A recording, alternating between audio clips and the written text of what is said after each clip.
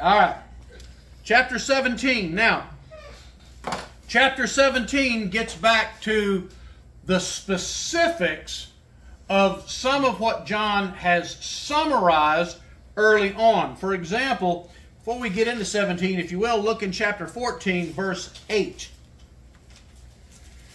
In chapter 14, verse 8 says, "Another angel, a second one, followed, saying, Fallen, fallen is Babylon the Great, she who has made all the nations drink of the wine of the passion of her immorality."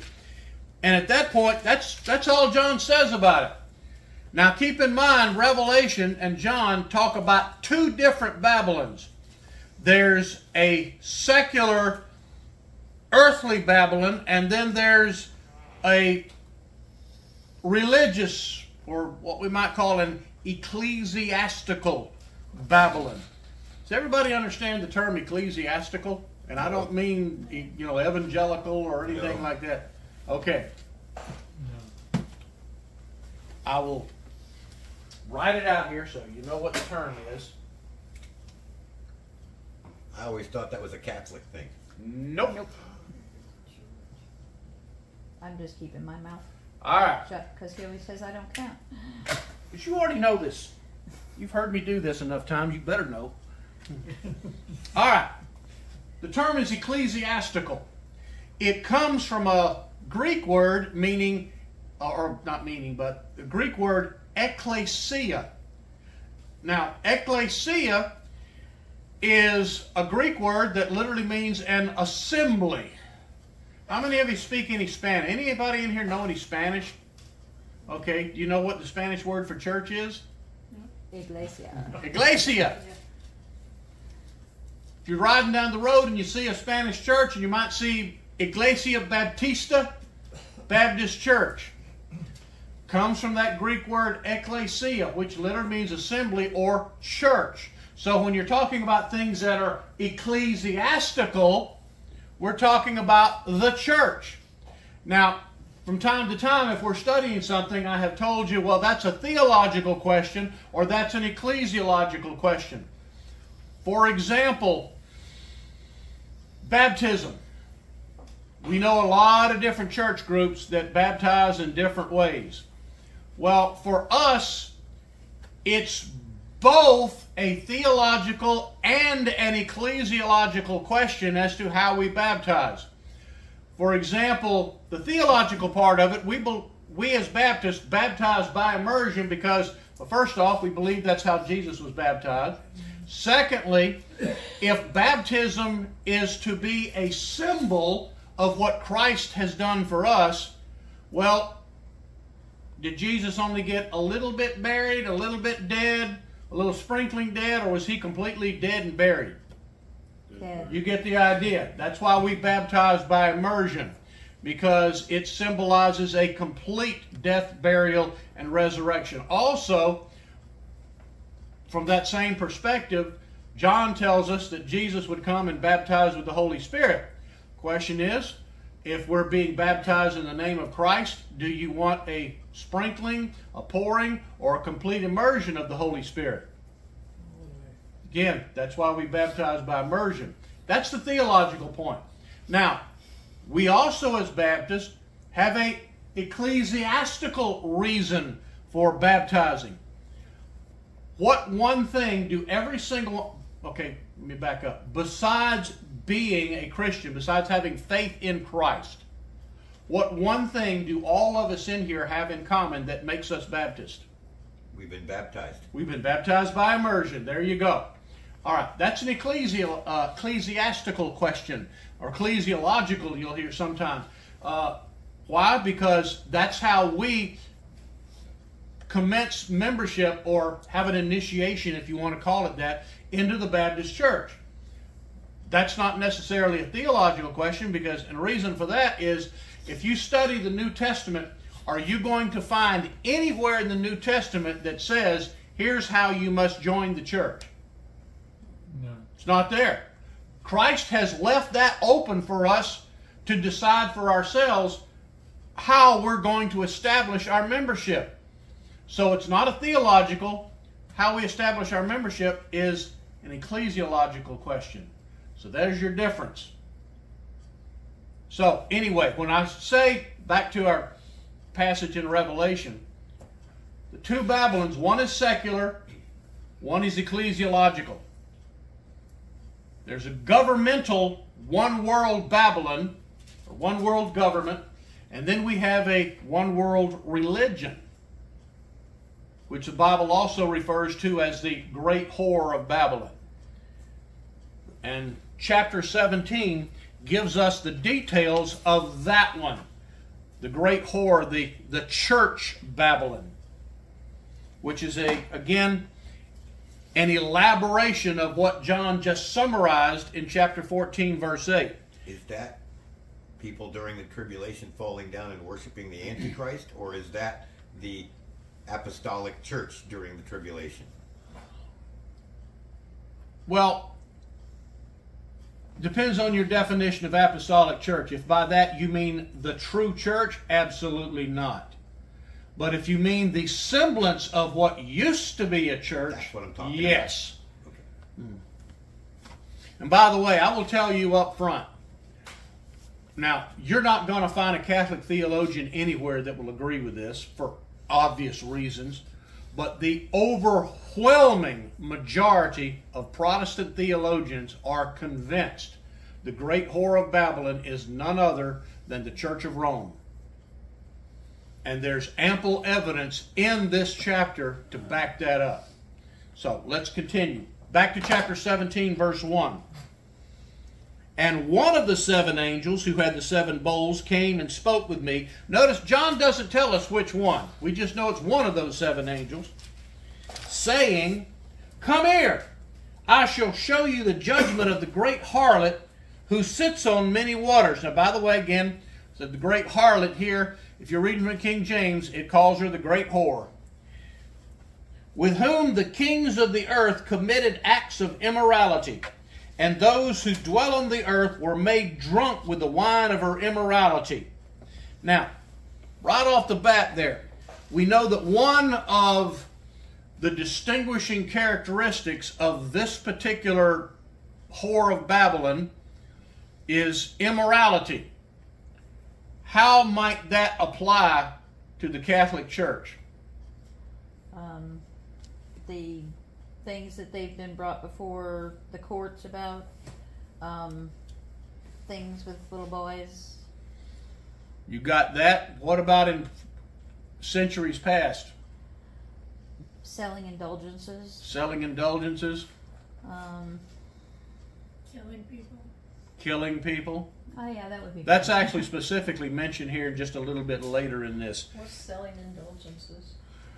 An indulgence in the Catholic Church is basically, that's when for the price of, a little bit of money or maybe a lot of money. You can buy like that- an annulment. You got to pay a bunch of money. If into you've the got church to get the some annulment. issue maybe you've got, and I am not exaggerating when I give this illustration, maybe you got another wife on the side, a wife and a girlfriend, and the church finds out about it. Well, with the indulgences, the priest was willing to look the other direction and pretend that he didn't know anything about it if you just slid him the right amount of money under the table. That was one of Martin Luther's big problems with the Catholic Church, wasn't it? And that's a big part of what drove the Reformation. Yeah. And some of the other things that, stealing from each other, overcharging people in the marketplace, pretty much everything that God condemned the Jews for doing in the Old Testament, the Roman Catholic Church was doing 400, 500, 600 years ago. The difference is the Jews just did it right out in the open and claimed that they were doing nothing wrong. In the Catholic Church, they admitted that, well, this isn't quite right, but if you're willing to put an extra couple hundred in the offering plate this Sunday, we'll just overlook that. They called that an indulgence. We will indulge you. Isn't Bruce, that also? go ahead. I was just going to say, I had heard somewhere, I'm not quite sure where, that a lot of the cathedrals were basically built with indulgences. I mean, Oh, I that's have how no they- doubt that's how whatsoever. That's how they funded it. I am. By the way, did any of you know the difference between a Catholic church, and by that I don't mean the assembly, but the building itself, the church versus a cathedral. Any of you know what constitutes a cathedral? By the way, I know a lot of times you think, oh, cathedral, it's as you. Actually, there's a cathedral in St. Petersburg that's smaller than some churches here in Chiefland. Anybody know? All right, the cathedral is where the bishop hangs his hat. If the priest, the local priest, is the one in charge, if he is the ranking ordained Catholic at that particular spot, the church could be a block long and it's still just a local church. But again, no matter how big the building is, if it's where the bishop hangs his hat, that's where his office is, then they refer to it as the cathedral. There's one in downtown St. Petersburg that's only like just a little small building there on the corner, but it's even got the St. Petersburg Cathedral, because that's where the St. Petersburg bishop is. Wasn't that also part along the lines of, I know when I was studying various religions with the youth, that part of the concept of purgatory was to be able to purchase somebody's out of hell. Oh, absolutely. That was another one. An outcropping of the indulgences. If your friend or relative or whatever died and you just weren't quite sure about their salvation, you went to the priest and I need such and such a person prayed out of purgatory, and well, we can do that. Put a little extra in the offering plate. That also helped finance some of those cathedrals. Is it true that the Catholic Church is the largest real estate owner in the world? Probably so. At least it was at one point. I couldn't say that that's true now, I but thought the Mormons were. what's that? I thought the Mormons were. Well, that's why I said that I'm not sure that's true now, because the Mormon Church has definitely been catching up with them if they haven't surpassed them. Yeah. But there was a time when that was true. Deseret Industries. Mm-hmm. This big ranch over here. Yep. All right. Well, anyway. All right. Look, if you will, in James chapter 4.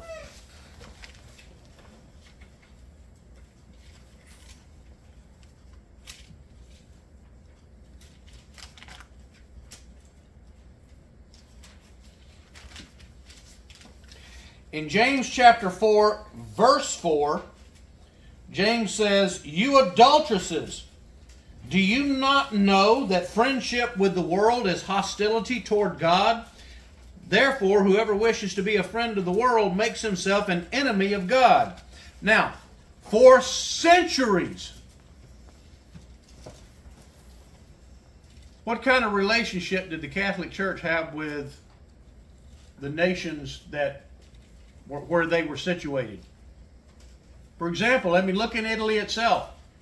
What kind of relationship has the papacy had over the centuries with the Italian, or before that, the Roman government? Didn't they wield political power? Oh, big time.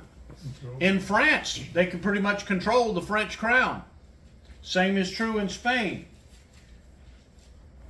So what you've got there are prime examples of exactly what James is saying we ought not to be doing. Now notice James didn't say that we shouldn't be involved in political affairs. That's one of the passages where some people say, see, we shouldn't be involved at all. That's not what James is saying at all.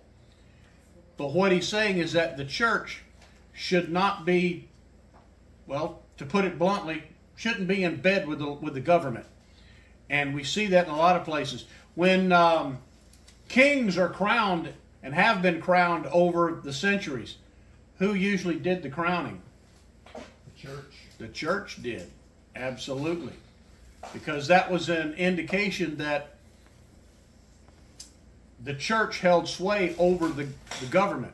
Now, I'm not saying that it's not a good idea that we should acknowledge that no matter what the government is or says or anything like that certainly God is in control.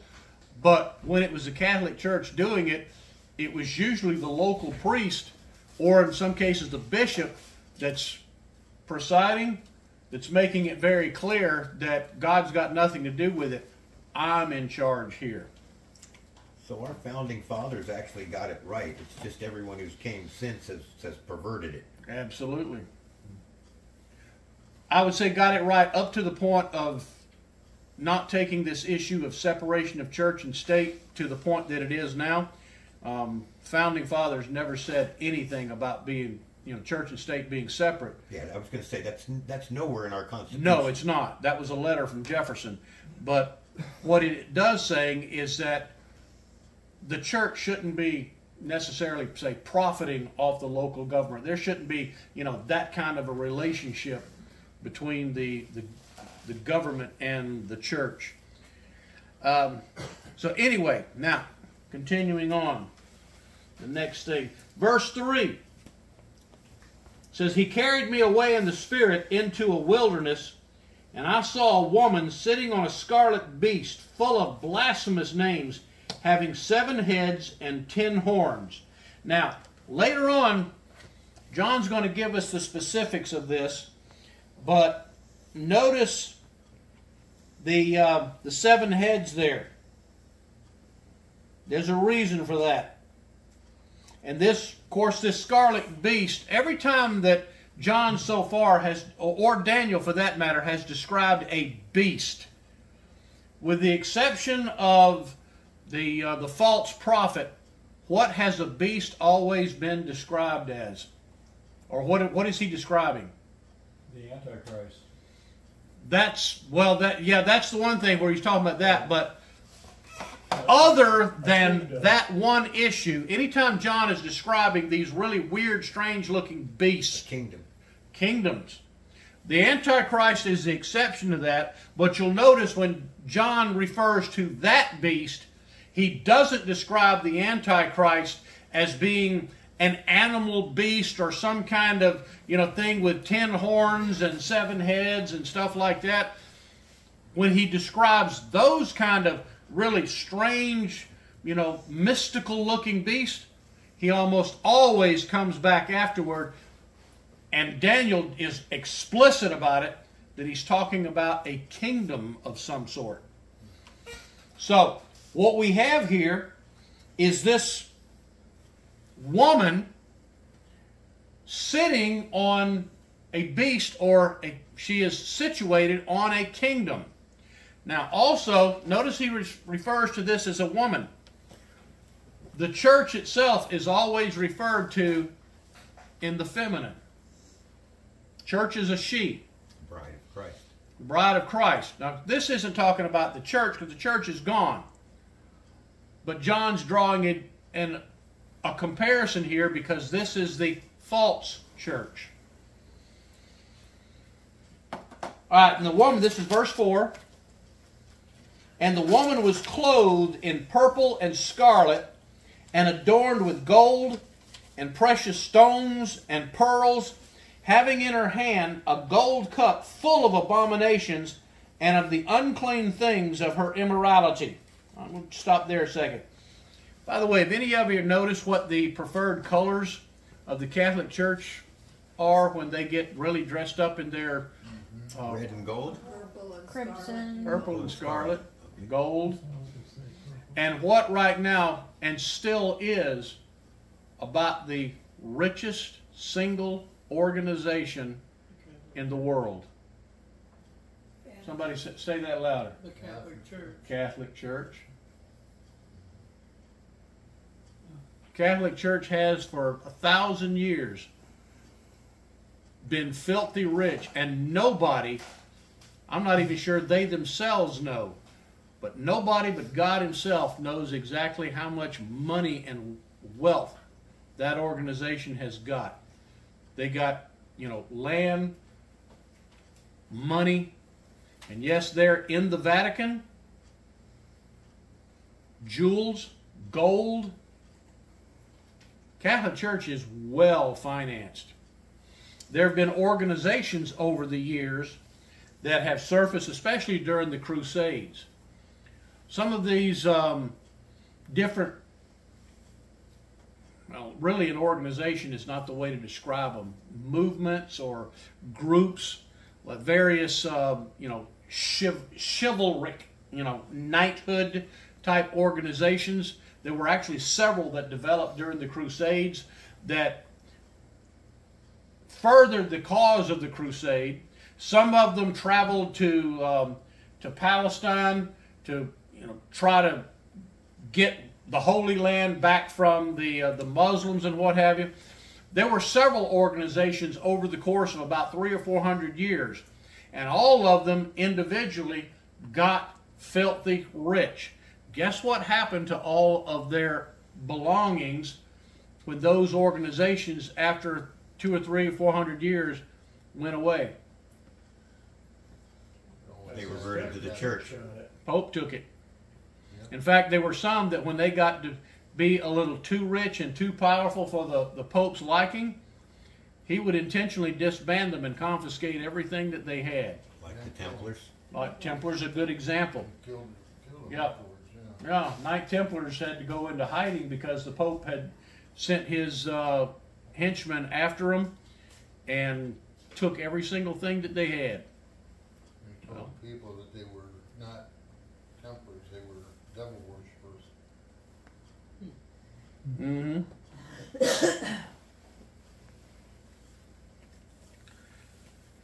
All right.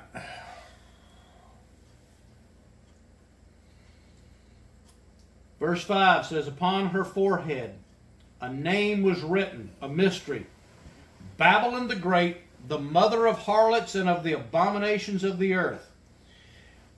And then verse 6 tells us why she is such an abomination and the mother of harlots. And I saw the woman drunk with the blood of the saints and with the blood of the witnesses of Jesus. When I saw her, I wondered greatly. Basically, what that says in the original Greek is, because I think there's a couple of translations that says that John was amazed at it. What it's actually saying is that he was astounded, that he saw this and it was just, wow. I got a question. Go ahead. In verse 5, in mine, it's the mystery, Babylon the Great, the mother of harlots, and the abomination of the earth is all in capitalized, the whole thing. Same in mine. Mine too. Yeah, mine too. Why, is there a special reason? No, the translators simply put it in all in capitals so that it was easy for us, the readers, as we're looking through this, to recognize the quote and the title that John is saying he saw there. Theologically and linguistically, there is no significance at all in the fact that the translators put it all in capital letters. Okay. Also, keeping in mind when John wrote this, in the original Greek, that's all they had. Everything would have been in capital letters. Now, but notice here in verse 6, he says this woman was drunk with the blood of the saints. Now, that back to your comment earlier, Bonnie. What was the Catholic Church known for during the Inquisition? Killing people. Oh, by the thousands. And every time somebody dared to disagree with the church, what usually happened to them? They're infidels. Excommunicated and killed. Yeah, Disappeared. not necessarily in that order. Mm-hmm. There have been other groups flying the flag of Christianity over the years that have gone over the off the deep end and been brutal and what have you, but none of them have ever come close to what the Catholic Church did to those that dared question it. And even the secular authorities didn't dare go against the Catholic Church because, even local authorities, they would just disappear. They'd get their door knocked down in the middle of the night. Several of the Catholic guards come in, grab them, haul them off, and they'd never be seen or heard from again. Copernicus didn't publish his theory on the heliocentric solar system until after he died. For that very reason. Because, he knew what the Catholic Church would do to him. By the way, It's worth mentioning here with regard to Martin Luther, and for those, again, as a reminder, for Martin Luther was the ex-Catholic priest who started the Reformation. Martin Luther criticized the Catholic Church, of course, on numerous grounds, but one of them was the brutality of the Catholic Church. What a lot of people don't realize is that after Martin Luther started the Protestant Reformation, and there was actually, a group there in Germany, which even today is still referred to as the Lutheran Church. When other groups, for example, the Presbyterian movement, split off from them, Martin Luther was just as brutal in chasing them down as the Catholic Church had been trying to catch him. He did not learn his lesson. Luther was instrumental in having a lot of would-be Presbyterians murdered and burned at the stake because they dared question him. He learned from the best. Apparently. And he was also later very anti-Semitic. Mm-hmm. And Hitler based a lot of his decisions on some of the stuff Luther had written. Oh, yeah. We like to think of Luther as being this great savior of Protestantism. Martin Luther, I'm not going to say he wasn't a Christian. I mean, I think based at least on his theology, he probably was, but he definitely had some backsliding issues and did some stuff that was blatantly ungodly. And in many cases, just as bad as the church he split off from. All right. Let's take a couple more verses and then we'll be about as far as we can get for tonight. Verse 7 says, "And the angel said to me, Why do you wonder? I shall tell you the mystery of the woman and of the beast that carries her, which has the 7 heads and the 10 horns." This is what I wanted to get to before we quit for tonight. "The beast that you saw was and is not, and is about to come up out of the abyss to go to destruction." All right, now that is a really strange way of describing this. Again, look at it from this perspective. The beast he's describing is a kingdom. And he says, first off, that the one you saw is not. Or excuse me, it was. In other words, this kingdom did exist, it was, and then says it's not. So it ceased to exist. But then says, but is about to come up out of the abyss. In other words, this kingdom, this beast, it existed, it was, it ceased to exist, it was not, and it's going to exist again. Said, but this time it's going to be of a slightly different nature. Said this beast is going to come up out of the abyss. He's describing the same kingdom that it was existed a long time ago, ceased to exist, and now it's being revived. Well, that's where we get the whole image of this Roman Empire from. The Roman Empire was alive and well during the time of John. Then it ceased to exist. Constantine was the last recognized emperor of Rome, and even then the Roman Empire was on serious decline by that point. Ceased to exist. But then the Bible is telling us that there's a time going to come that it's going to be revived. Not necessarily in the same form, but it's going to come back. Compare that with Nebuchadnezzar and Daniel's visions. They said the same thing. That that fourth empire would cease and then it would reappear in a different form. And notice he says, the beast that carries her, which has the 7 heads and 10 horns, the beast which you saw was and is not, about to come up out of the abyss, to go to destruction. And in other words, God's already, the clock's already ticking on it. Even when it reappears, it's going to be very short-lived. And those who dwell on the earth will wonder, whose name has not been written in the book of life from the foundation of the world, when they see the beast that he was, and is not, and will come. Now, verse 9 nails it to the wall. Here is the mind which has wisdom. The 7 heads are 7 mountains on which the woman sits. And they are 7 kings. 5 have fallen, One is, and the other is not yet come. And when he comes, he must remain a little while. All right, now, Rome was built on 7 hills. Rome is the only major city in the world that characterizes itself as having been built on 7 hills.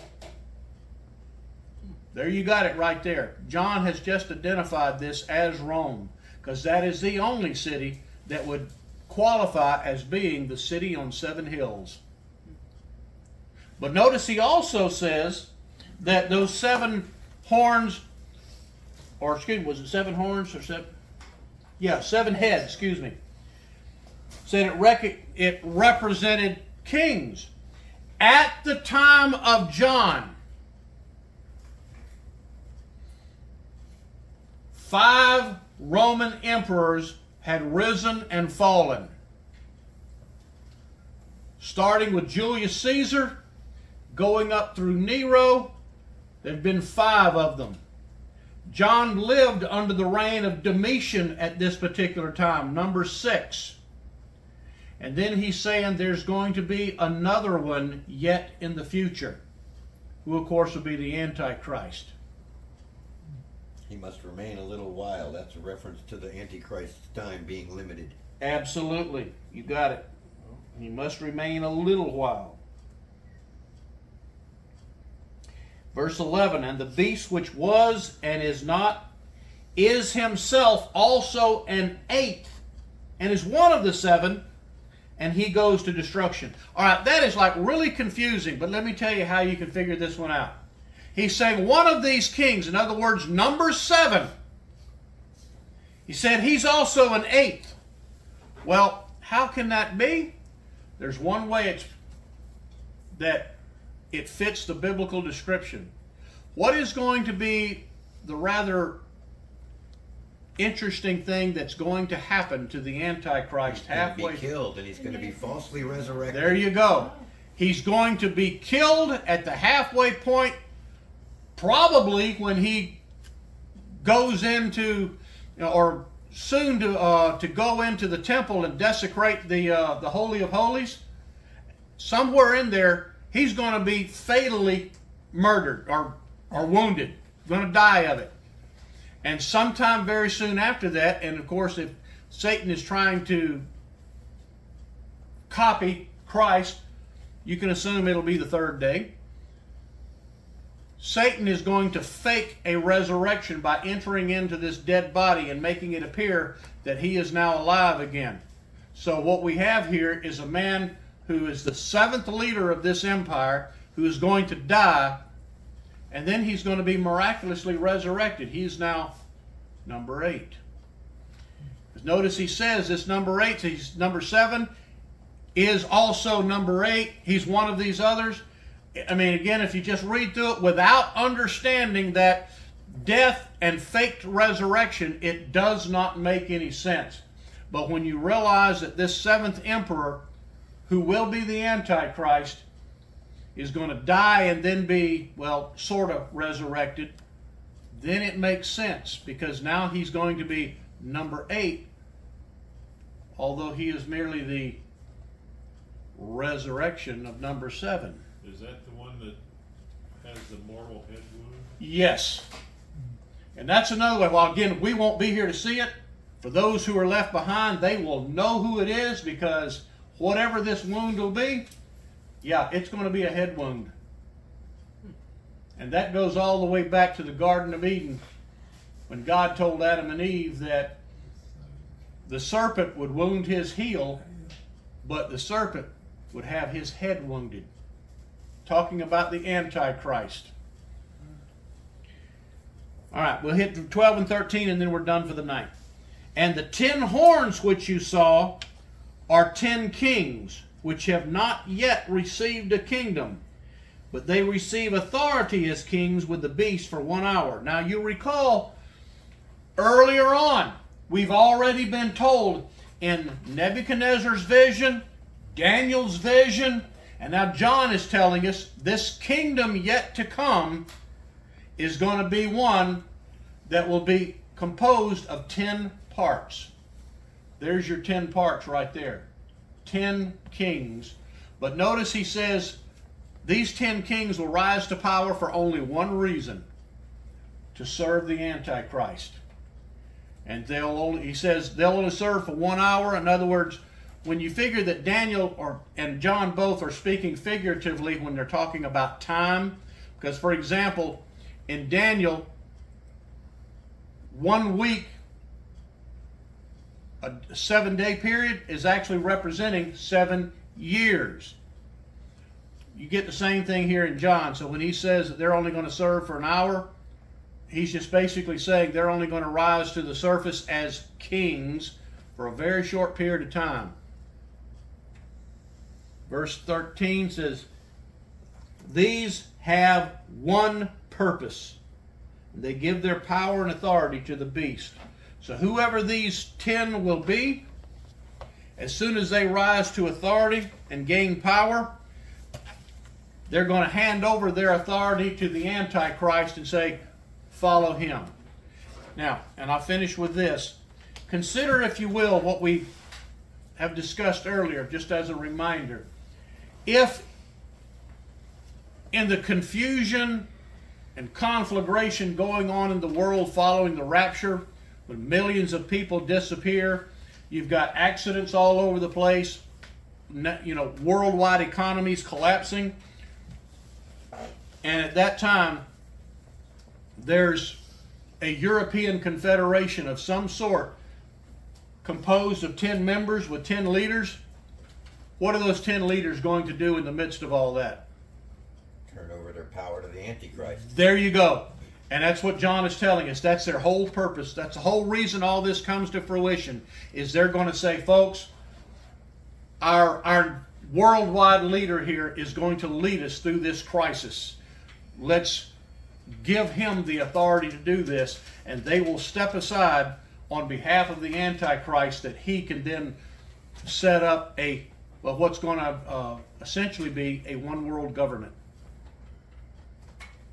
I could see where they turn it over to the church in Rome, because that's the best known religion on earth. Maybe here. But in some parts of the world, Islam is.